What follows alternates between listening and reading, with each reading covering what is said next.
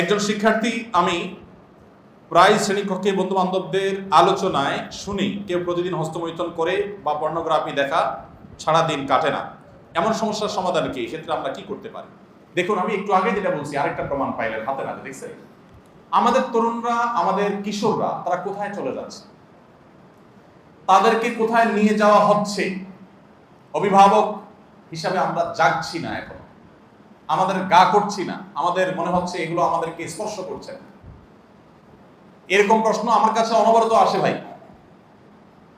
প্রশ্ন যাদের আসে, এই লোকগুলো তো আল্লাহর ভয় তাদের মধ্যে কিছুটা আছে, সেজন্য প্রশ্ন করছে। আর যার মধ্যে আল্লাহর ভয়টুকু পর্যন্ত নাই, তার ভিতরে তো প্রশ্ন করার বোধটুকুও নেই। আমাদের তরুণ সমাজ শেষ হয়ে যাচ্ছে, তাদেরকে ধ্বংস করে ফেলা হচ্ছে। এই জন্য অভিভাবকদেরকে জাগতে হবে। শিক্ষার নামে যদি কুশিক্ষা দেওয়া হয়, এই কুশিক্ষা শিক্ষিত হওয়ার চাইতে সন্তান মূর্খ থাকা অনেক শ্রেয়।